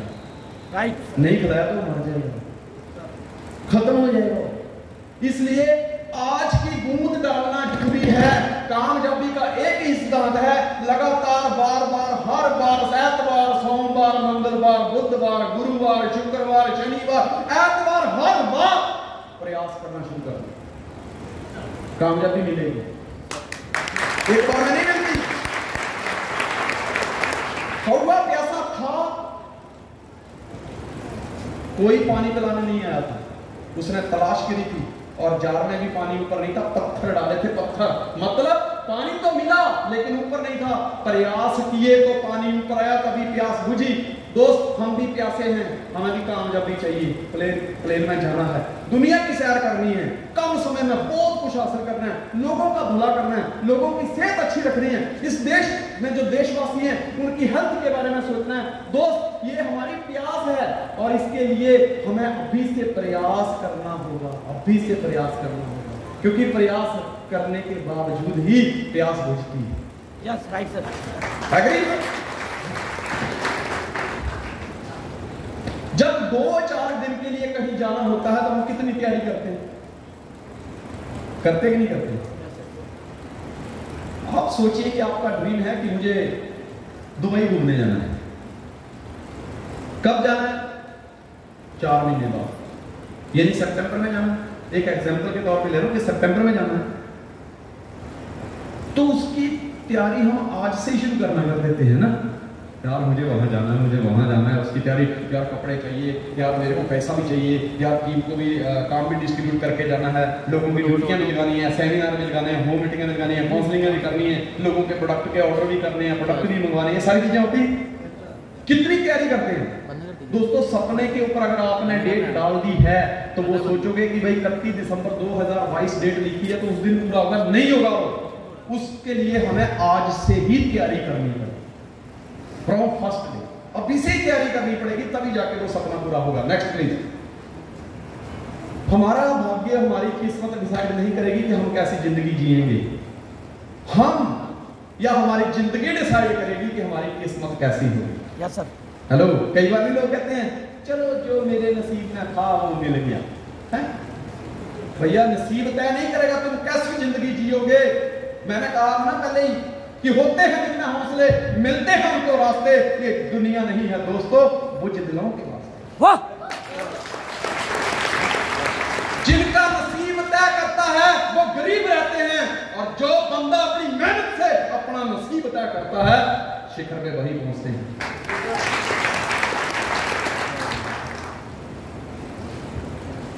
Believe on your company. जिस कंपनी में आप जुड़े हुए हैं उसके ऊपर विश्वास करना हमारी सबसे पहली प्रायोरिटी है। क्या विश्वास कर सकते हैं? उसके अपनी अपलाइन के ऊपर विश्वास करिए, ये भी हमारी प्रायोरिटी है। क्या कर सकते हैं दोस्तों? मैं थैंक्स करता हूं मेरी अपलाइन का, मेरे गुरु का, कि जिसने मुझे सिखाया। अगर मेरे गुरु ना होते तो क्या मैं यहां होता? हैं? कहते गुरबिन ज्ञान न उपजे, गुरबिन मिटे न भेद। गुरबिन ज्ञान न उपजे, गुरबिन मिले न भेद, गुरबिन संशय ना मिटे। जय जय जय गुरुदेव। दोस्तों गुरु को हमेशा नमस्कार ही करिए। गुरु क्या है? गुरु एक चिंगारी है। जब वो चिंगारी हमारे अंदर अपने विचारों में, हमारे दिल में भर देता है, तो वो चिंगारी जब ज्वाला बनती है तो हमारी जितनी भी नेगेटिविटी होती है उस आग में जलकर वो सारी नेगेटिविटी भस्म हो जाती है, और जितना हमारी जिंदगी में अंदर अंधेरा होता है उस चिंगारी से वहां रोशनी हो जाती है। तो ये कौन करता है? ये गुरु करता है। तो इसलिए आपका जो गुरु है, जो मेंटर है, उसको हमेशा पकड़ कर रखिए।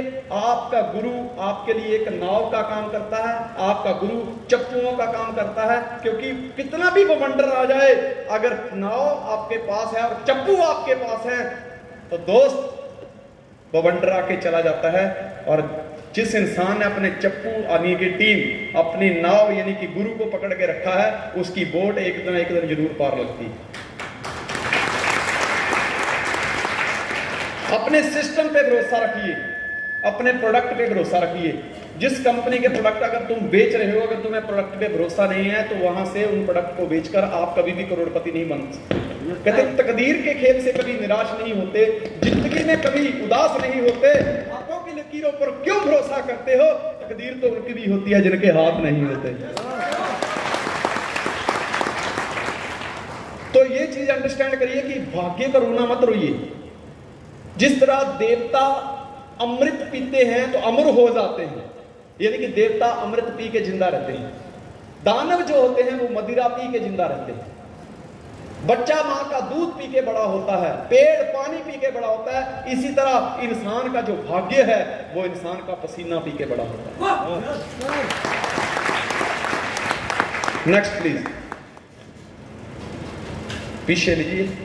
You have to create an atmosphere of victory before you can win. दोस्तों अगर आपको जीतना है तो वैसा माहौल बनाना पड़ेगा। Yes sir. आपको पता है कि जब शादी होती है तो ऐसे नहीं कि लड़का लड़की का देख हो गया है, एक दूसरे को देख लिया है, इतनी तरीक को फाइनल है, लड़के को बोला तू अकेले आना और कार में लेके जाना। ऐसा होता है कभी? एक ऐसा माहौल क्रिएट कर दिया जाता है। लड़कियां गाने बजा रही हैं, मेहंदी, इधर मेहंदी की रस्म चल रही है, इधर हल्दी की रस्म है, इधर लड़कियां और रिश्तेदार मेहंदी लगा रहे हैं, कोई बालों को कलर करके आ रहा है, कोई मेरा ड्रेस कैसा देखा, अरे ये नहीं मैच हो रहा, दूसरे वाला अच्छा है। मतलब ऐसा माहौल बना दिया जाता है। होता है कि नहीं? एग्जाम देने गए थे तो माहौल था कि नहीं? स्कूल में जाते हैं तो माहौल था कि नहीं? सब्जी वाले में जब सब्जी मार्केट में जाते हैं तो वहां माहौल बनता है। बैंगन ले ले, करेला ले ले, कद्दू ले ले, तोरी ले ले, भिंडी ले ले, भाई साहब भिंडी ताजी भिंडी ले लो, माहौल बना देता है। तुम ले लेते हो, वो माहौल बनाता है। नहीं बनाता? तुम नाई की दुकान पे जाओ, माहौल कैसे बनता है? वहां उसने पोस्टर लगाए होते हैं, कोई ऐसा कोई ऐसा कोई ऐसे कोई ऐसे कोई ऐसे बाल कोई कैसे, और थोड़े से बाल खिलरे भी होते हैं, ऐसे खलारा पड़ा होता है, बिखरे होते हैं ना बाल। तो अपने को लगता है हाँ नाई की दुकान, चलो ठीक है। मंदिर में जाते हो पुजारी घंटी बजा बजा के माहौल बना देता है, ओम जय जगदीश हरे प्रभु जय जगदीश हरे। तो अपन लोग वैसे ही झूमने लग जाते हैं, जय जगदीश हरे। माहौल क्या है? माहौल हर बंदा एक सब्जी वाला माहौल बनाता है। धोबी के पास जाओ तो कपड़ों का ढेर रखा होता है, प्रेस घिस रहा होता है, माहौल बनाता है, बहुत बढ़िया करता है, बहुत बढ़िया बनाता है कि नहीं बनाता? एक पहलवान जब कुश्ती लड़ते तो ढोल बज रहा होता,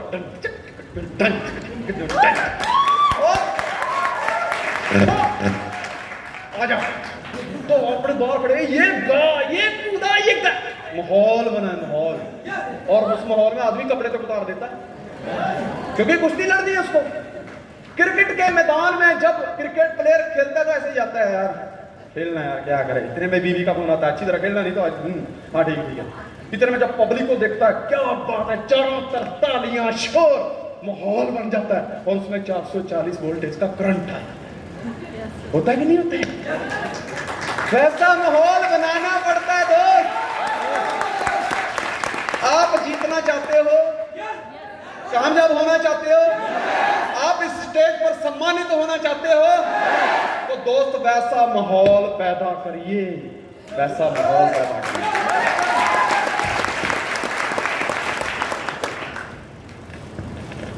माहौल कहाँ मिलता है? किसी शॉपिंग मॉल में नहीं मिलता, माहौल सेमिनार में आके मिलता है। जो लोग आज पहली बार आए हैं ना, मैं गारंटी देता हूं, इन पैरों से चल के वो कहीं मंदिर में गए, कहीं गंगा स्नान में गए, कहीं उन्होंने नर्मदा स्नान किया, बहुत जगह पे गए, कहीं तीर्थ यात्रा पे गए, कहीं शमशान यात्रा पे गए, लेकिन उनकी जिंदगी की सबसे बढ़िया यात्रा है जो उनके कदम आज उनको यहां तक लेके आए हैं।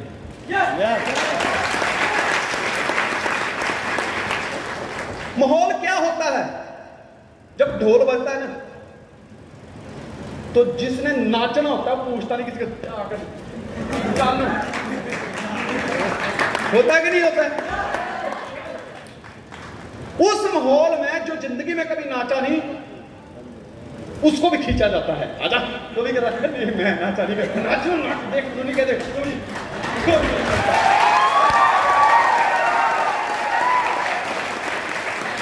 वो क्या है? माहौल। अगर आप सपने पूरे करना चाहते हैं, अगर आप दुनिया की सैर करना चाहते हैं, अगर आप दुनिया में एम्पायर का झंडा फहराना चाहते हैं, तो दोस्त घर पे बैठ के नहीं होगा, 1 by 1 weekly meeting, home meeting, seminar, ये माहौल बनाकर ही होगा।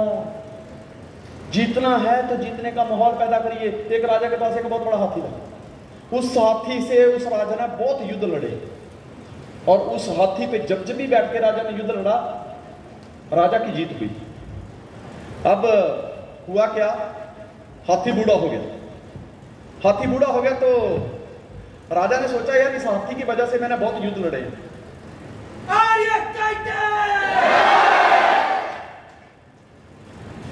अब इसको आराम किया, मतलब दिलाया जाए, इसको आराम करने के लिए छोड़ देता। राजा ने एक बहुत बड़ा गार्डन था, उसमें उसको छोड़ दिया, घास फूस मिलती रहती थी, उसको खाना पीना मिलता रहता, खा के मस्त रहता। दिन पर दिन हाथी बूढ़ा हो रहा था। एक दिन सोचा उन्होंने, यार हाथी बूढ़ा हो गया है, गार्डन की सफाई चल रही थी, गेट खोल दिया, हाथी चलते चलते चलते चलते उस गेट से बाहर हो गया। बाहर जाके घूमने लगा तो क्या देखता है, पानी उसको बड़ा प्यारा होता है, वो पानी देखा उसने, तो पानी की तरफ दौड़ते हुए गया, बीच में दलदल थी, फंस गया। अब चिंगाड़े मारने लगा, जोर जोर से चीखे मार रहा है, वो बाहर निकलना कोशिश तो कर रहा है, लेकिन धंसते ही जा रहा है, धंसते ही जा रहा है। नौकरों ने आकर राजा को बताया, राजा जी आपका हाथी जो है वो पानी की तलाश में गया, वो वहां दलदल थी, उसमें धंस गया। राजा दौड़ते हुए गया, उसने निकालने की बहुत कोशिश की, सब बेकार, सफलता नहीं मिली। अब किसी ने बोला, यार मर गया, अभी तो मर जाएगा, तड़ तड़ के मरे, इससे अच्छा है गोली मार दो इसको। गोली मार दो, और कोई इलाज भी तो होगा यार। अरे नहीं यार, गोली मार दो, अब निकलना मुश्किल है, बहुत बड़ा वजन है इसका, और कैसे इसको घसीटोगे, इसको निकालते निकालते इसकी टांगे वांगे लगता है दलदल में रह जाएंगी, बैठ रहा है, इसको गोली मार। कहता नहीं, इस हाथी की वजह से मैं बहुत बार बचा हूं, बड़े युद्ध जीते हैं। रुको, इसको मैं ऐसे विदा नहीं करूंगा अपनी लाइफ से। राजा जी को पता चला कि महात्मा बुद्ध जी दूसरे रास्ते से निकल रहे हैं। वो भागते भागते महात्मा बुद्ध के पास गया, कहता गुरुदेव मेरे को एक रास्ता बताइए। क्या? कहता मेरा जो हाथी था वो आज दलदल में धंस गया है, बहुत कोशिश कर ली मैंने, अब मेरे पास कोई चारा नहीं है कि उस हाथी को बाहर निकाला जाए। तो उन्होंने बोला तू इस हाथी से इतना प्यार क्यों करता है? जैसे ही क्यों किया, क्वालिटी सामने दिखने लगी कि मैं इस हाथी से प्यार, इतनी मोहब्बत इसलिए करता हूं क्योंकि राजन ये मेरा लड़ाकू जंगी हाथी है, जंगी, और इस हाथी की वजह से मैंने बहुत सारी जंगें जीती हैं। तो बोले अब क्या हो गया? बोले कई दिनों से इसको मैंने फ्री छोड़ रखा था, अब क्योंकि बूढ़ा हो गया है, अब ये निकल नहीं रहा है, दलदल में धंस गया, मैं क्या करूं? कहता एक काम कर, ये जंगी हाथी है, तू जंग वाला माहौल पैदा कर। वो आया, उसने ढोल नगाड़े बुलाए सब, जैसे जंग के मैदान में और शंख बजता है, बीड़ा बजती है, ढोल नगाड़े बजते हैं, वैसा माहौल पैदा किया। गनमैन आए, फायरिंग करी आसमान में। जैसे ही दोस्त ढोल बजने लगे, नगाड़े बजने लगे, हाथी उनकी तरफ देखने लगा और अपने आप को मोटिवेट करने लगा। उसको वो जंग वाला माहौल याद आ गया।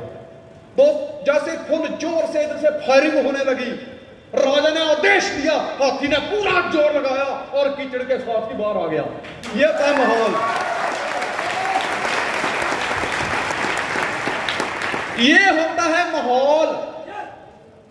दोस्त अगर एक आसमान की बुलंदियों को छूने वाला बाज अगर 10 दिन अपने घोंसले से ना निकले तो वो भी क्या बोलते, एक आम पक्षी की तरह, एक मुर्गी की तरह घास फूस खाने लग जाएगा, क्योंकि भूल जाएगा।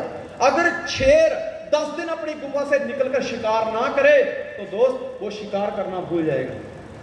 2 साल लगभग लॉकडाउन रहा, हम घर में बैठे रहे। 2 साल अगर शेर अपना शिकार करने भूल सकता है 10 दिन में, अगर बाज 10 दिन शिकार ना करे, उड़ान ना भरे, तो वो उड़ना भूल सकता है, शिकार करना भूल सकता है। हम 2 साल तक घर में रहे लेकिन सेमिनार लगाने नहीं भूले, क्योंकि हमने घर में भी बैठकर माहौल बनाए रखा।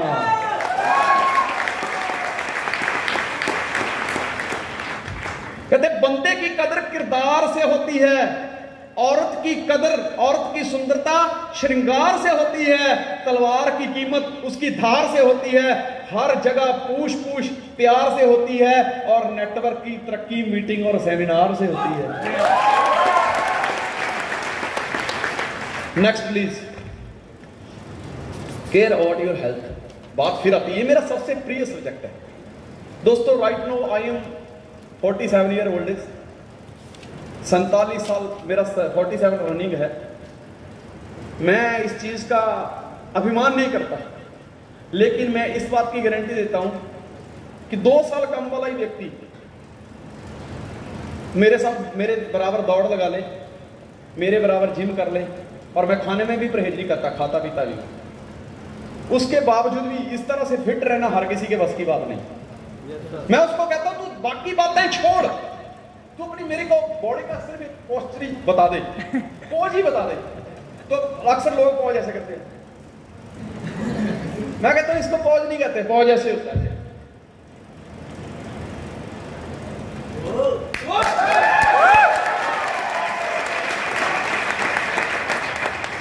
अब तो ये आपने ऐसे देखा ना, देखना फिर निकलेंगे सामने बाहर बिस्किट, ठीक है। ये मैंने बोला ना, पहला सुख निरोगी काया, और I am very lucky, I proud to be MYL networker. क्यों? क्योंकि मेरा सबसे प्रिय सब्जेक्ट है जिंदगी का हेल्थ। दोस्तों मैं आपको बताऊं, हम गेहूं खाते हैं ना, गेहूं, 1970 की बात है, देश में अकाल पड़ा था उस दौरान, फिक्स नहीं है, मतलब साल पहले 2 साल बाद ऐसा, और मैंने पढ़ा था कि 1970 की बात है कि अकाल पड़ा इंडिया के अंदर। तो गेहूं हमारे इंडिया की है ही नहीं। गेहूं दरअसल देखा जाए ना तो उस अकाल में गेहूं के लिए बाहर से मदद हुई कि देशवासियों को खाने के लिए कुछ दिया जाए, नहीं तो मर जाएंगे। बाहर वालों ने मदद करी।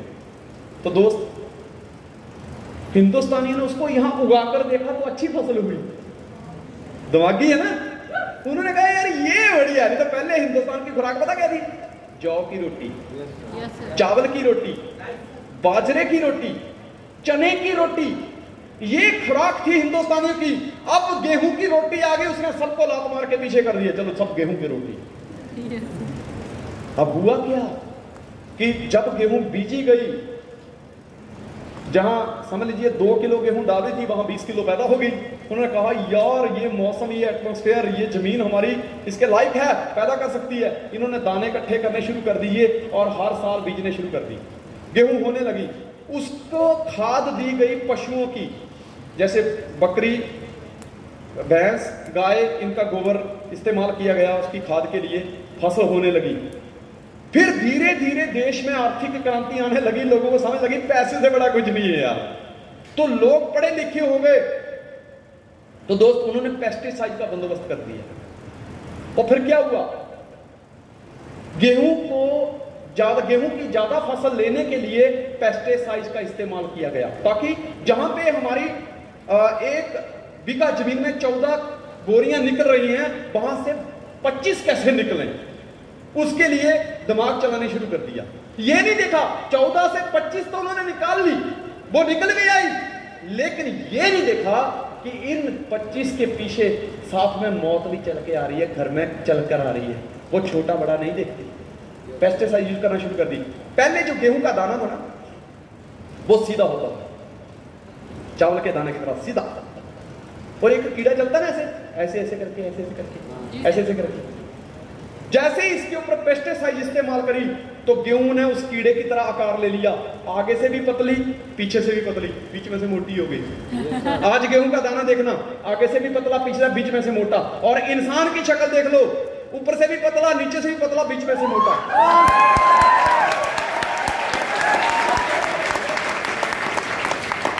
क्योंकि आज जैसा खाओ अन्न, वैसा हो जाए मन, और वैसा ही हो जाए तन।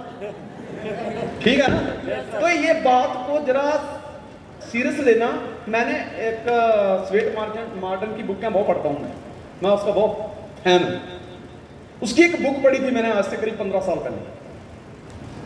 अब मैं ढूंढना पड़ेगी, बहुत सारी बुकें हैं मेरे पास। अब मैं देखता हूं, मैं रोज किताबें पढ़ता रहता हूं, जब वो खत्म होती है मैं सोचूं कि मैं उस बुक को ढूंढूंगा, वो कौन सी बुक थी।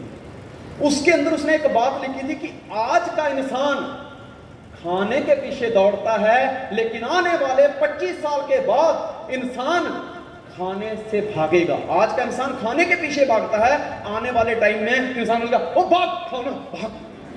क्यों? क्योंकि खाना इतना जहरीला हो चुका होगा। अगर उसको जिंदा रहना है तो न्यूट्रिशन का इस्तेमाल करना पड़ेगा।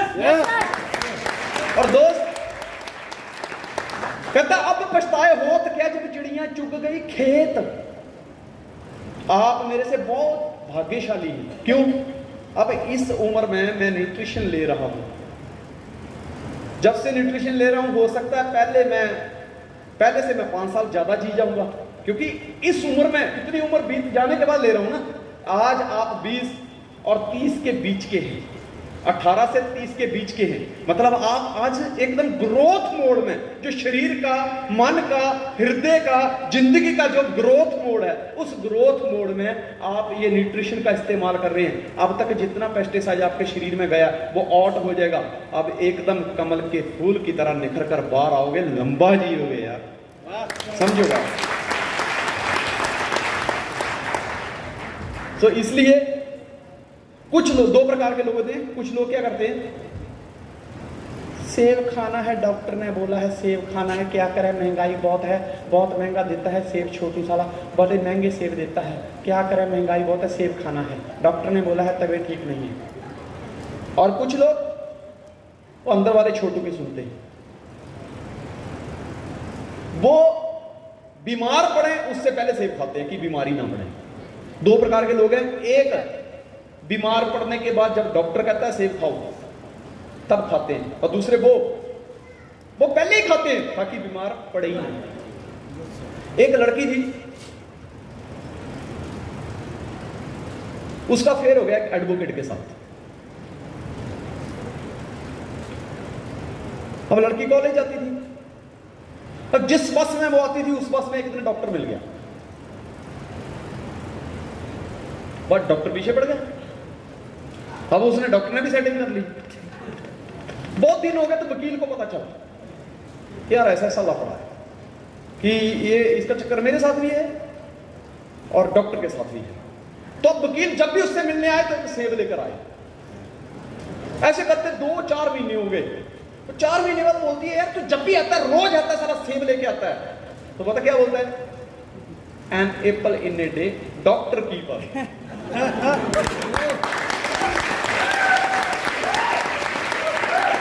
N apple in a day doctor keep away कि एक सेब रोज लेने से मैंने ऐसा सुना है कि डॉक्टर से दूर रह जाता है आदमी। बात समझ रहे हो ना? सो फ्रेंड्स, आपके बैंक खाते में कितने पैसे पड़े हैं ये मायने नहीं रखता, मायने ये रखता है कि आप कितने फिट हैं। लॉकडाउन में जब किसी के घर में कोरोना घुसा तो जो सरकार की सुविधाओं पर निर्भर थे, सरकारी राशन खाते थे, अंत्योदय में कार्ड बने हुए थे, गरीब है बेचारा। अगर उसके घर में कोरोना घुसा तो उसके घर में से भी 1-2 लाख रुपया निकल के आए कि कुछ भी करे तू बंदोबस्त कर सिलेंडर का, लेकिन मेरा बंदा जाना नहीं चाहिए। बात चलो पिछली बातें छोड़ दो, पैसे आए नहीं आए डिपेंड था वो भूल जाओ, लेकिन एक बात होता है कि उसको भी तब पता चला कि यार जान है तो जहान है। बात समझ रहे हो? मनुष्य का शरीर जो है वो एक पेड़ के समान है जिससे हम मनचाहे फल प्राप्त करते हैं, लेकिन आजकल की इस भाग दौड़ में हमारा ध्यान फलों पर रहता है। हम परवाह ही नहीं करते उस पेड़ की। उस पेड़ का हमें तब पता चलता है जब हमें फल मिलने नहीं लगते, जब हमें लगता है यार फल में कुछ बढ़ोतरी की बजाय कम हो गए हैं। ठीक है, एक कहानी आपने सुनी होगी, मैंने बहुत सुनाई थी, फेमस बहुत है। एक राजा की 4 रानियां थी, सुनी है आपने? सुननी है फिर? एक राजा की 4 रानियां थी, तो राजा चौथी रानी से बहुत प्यार करता था। कोई भी उसको जरूरत पड़ती तुरंत उसके बोलने से पहले हाजिर। तीसरी रानी जो राजा की थी ना, वो अति सुंदर थी, अति सुंदर।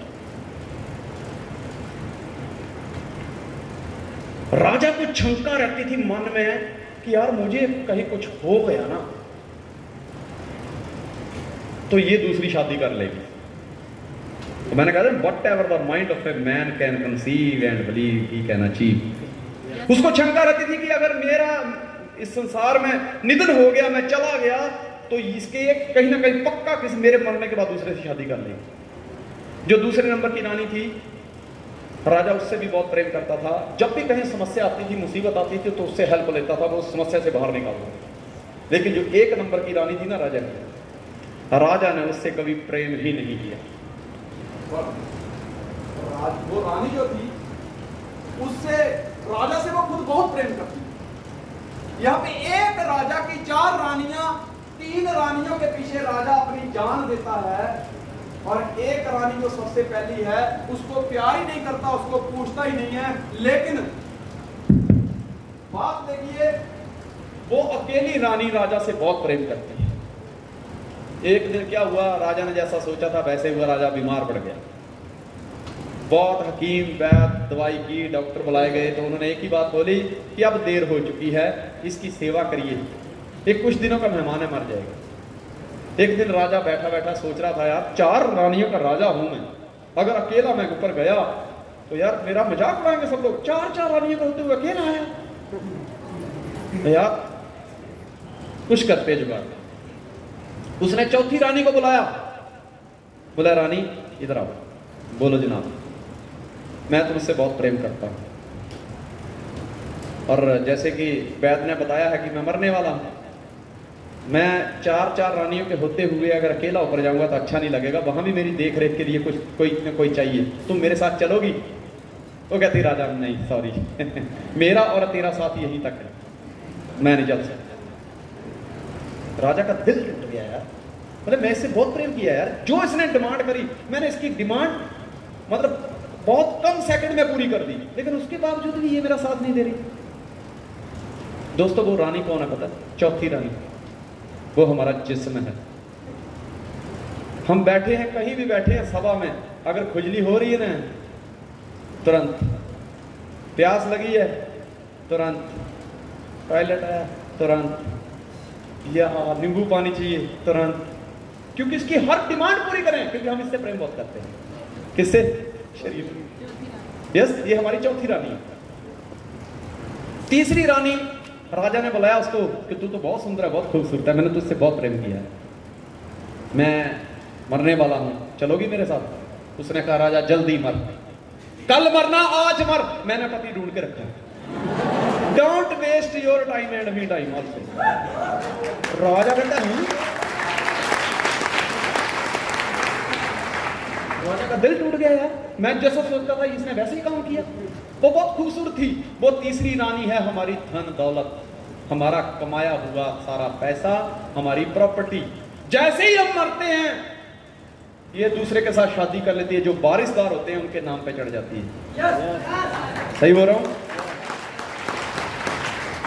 दूसरी रानी जिससे राजा प्रेम करता था, जो बड़ी बड़ी समस्याओं से बाहर निकाल के लाती थी, उसको पूछा चलेगी मेरे साथ? बोला नहीं राजा सॉरी, मेरा और तेरा साथ यहीं तक है, मैं शमशान घाट तक चलूंगी। वो होते हैं हमारे रिश्तेदार, आजू बाजू वाले और दोस्त, कंधे को उठा के शमशान घाट तक लेके जाते हैं, उसके बाद वो भी नहीं चलते। चौथी, जो पहली रानी जिससे राजा ने प्रेम कभी नहीं किया और सबसे पहली रानी थी, सर्वोत्तम सबसे बड़ी रानी थी वो। राजा ने प्रेम नहीं किया, लेकिन उसने कहा राजन इनसे तू भीख मांग रहा है, खैरात मांग रहा है, जो खुद भिखारी नहीं है। अरे मैं तेरे से प्रेम करती हूं, मैं चलूंगी तेरे साथ। और वो पहली रानी होती है हमारी आत्मा।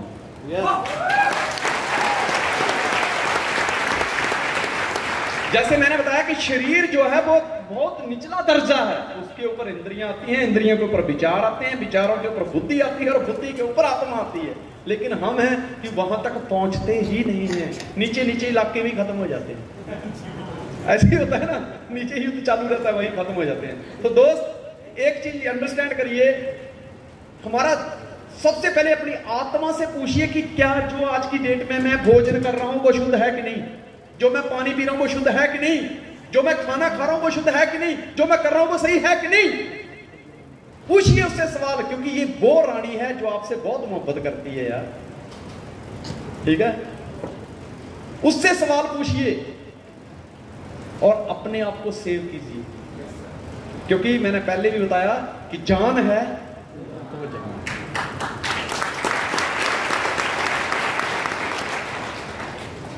सेलो is pen of India, Lux is soap of India, 8 AM is the taste of India and we are the best of India.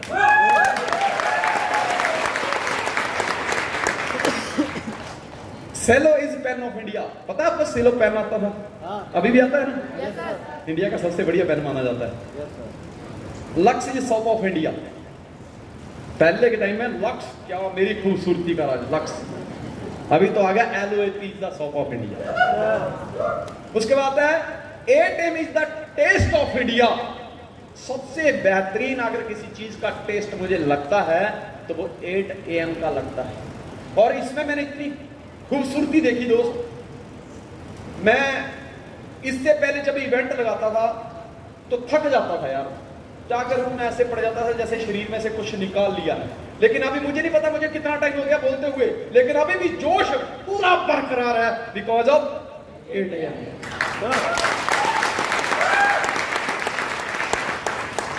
दोस्त सेहत को हम 1 नंबर देते हैं, कितना? 1 नंबर। हम एक अच्छे घर में पैदा हुए, 1 0 लगा दो, ये हमारी अचीवमेंट है। अचीवमेंट कितनी होगी? 10 गुना। हमारे स्कूल में पढ़ाई हुई, हमारे दोस्त, हमारे माँ बाप, हमारे टीचर अच्छे मिले, 1 0 और लगा दो, कितनी होगी अचीवमेंट? 100 गुना। हमें अच्छी डिग्री मिल गई, हमने पढ़ाई कर ली 1000 गुना, उसके बाद अच्छी नौकरी, जहां नौकरी चाहते थे, बिजनेस चाहते थे, वो मिल गया 10,000 गुना। उस बिजनेस में अच्छे दोस्त मिलने शुरू हो गए, एक अच्छा सर्कल बनने लग गया, तो कितना हो गया 1 लाख। उसके बाद गाड़ी आ गई, घर आ गया।